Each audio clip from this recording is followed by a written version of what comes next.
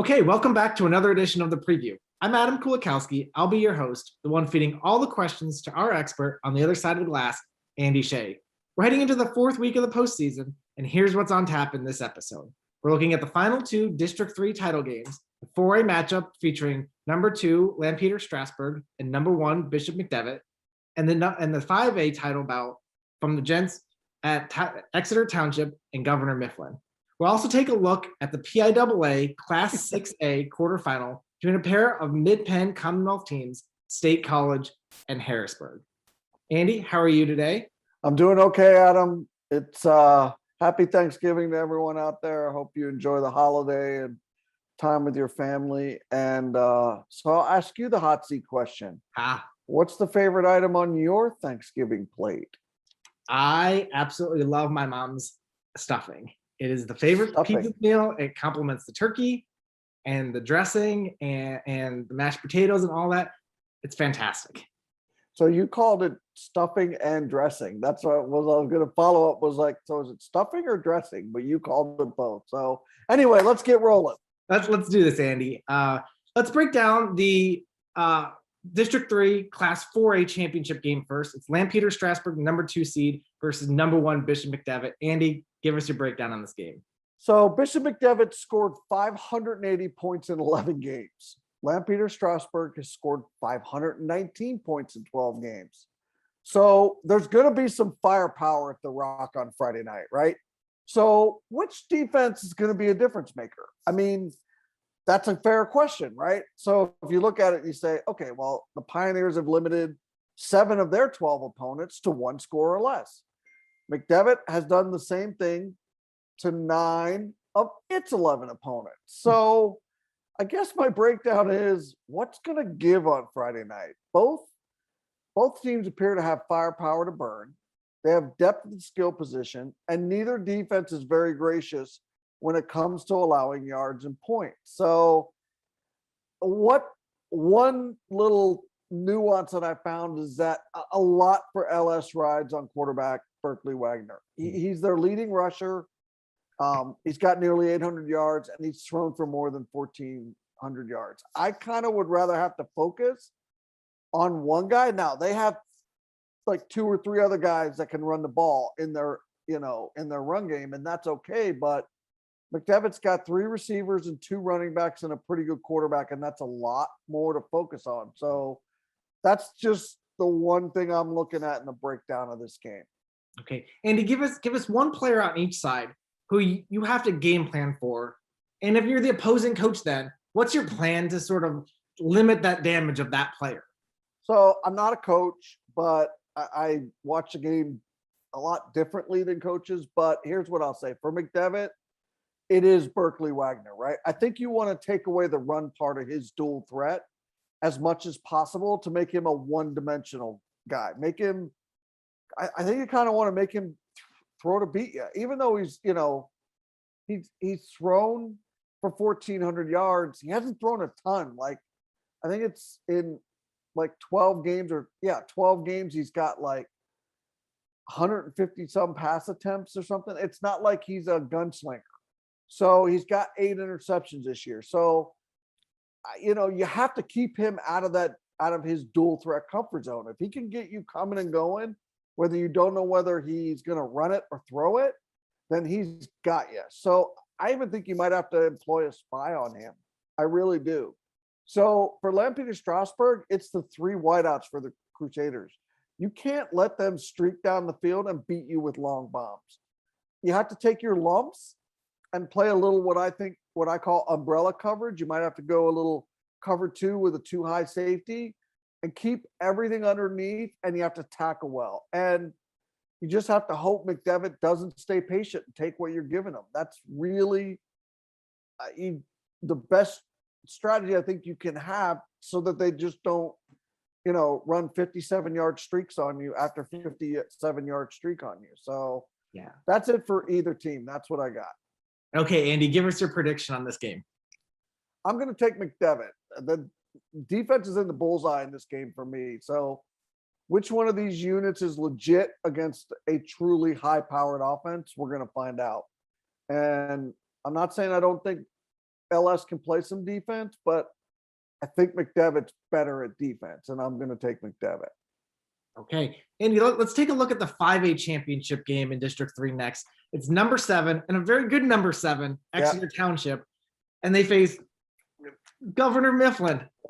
Again. What's your breakdown on this one? Again, the second time they have played Governor Mifflin. They played October 8th at Exeter, and Mifflin won by 5 scores, 54-21. I mean, not a whole lot changes in good teams in 6 weeks. And what I know after last week is the Exeter defense gives up some yards and points, and nobody claims more points and yards pretty much on a weekly basis than Governor Mifflin, right? Could it be a little different? Maybe, but the Mustangs defense has been zinged a little in the playoffs, but does that really matter when you're getting to 42 and 49 and 56 at will? I really don't think so. Yeah. Andy, we got a chance to watch Exeter last week when they battled Cedar Cliff. Is there anything that you learned about these dudes that maybe, didn't show up on film as you watched throughout the year that we saw in person? Yeah. So, good football game, by the way. Heck of a second half. Both teams were just took haymakers and landed them for each other, just up and down the field. Touchdown after touchdown. I think there were 6 touchdowns in the second half. But I'll say this, if Exeter was either 6A or 4A, I think they would have a better crack at claiming a District 3 title than they would in 5A. That's one thing I took away. They're a very long football team. By that, I mean, they have a good number of guys who have length. Their torso, their wingspan, they have long arms, they're taller, they have, they have a bit of a reckless edge to them, and it's a little like chip on their shoulder confidence thing, and it's a little bit reckless in my opinion. And I think it's just a bit too much for a 3-loss team. That's just my thought. But the other thing was they're just not very good on defense. I don't see that defense's championship caliber. Yeah. Sandy, give us your official prediction on this game. Yeah, well, I just said if they were 6A or 4A, they might have a better chance. Yeah. They're in 5A and they're playing Governor Mifflin. And is anybody going to not pick Nick Singleton to make a difference in this game? And that offense and that offensive line and no, that running game, no, I'm picking Mifflin. Andy, even your last place host is not going to pick against Governor Mifflin in this game. Right. I agree with you on this one. Let's do one more. Let's go to the PIAA Class 6A quarterfinal before we get out. This matchup, if you're a Mid-Penn fan, it has what you need with State College coming to Severance Field on Saturday at 1 o'clock to face Harrisburg. Andy, give us your breakdown. Yeah, it's just kind of weird that 2 schools from the same division of a conference circle around and they're going to square off in a state quarterfinal. Yet here we are, right? Same location, Severance Field on a Saturday, a month later, and the Little Lions and Cougars are going to do it all over again. The difference on the scoreboard last time was, it was a 15-13 final. It was a 2-point conversion, a weird 2-point conversion for Harrisburg.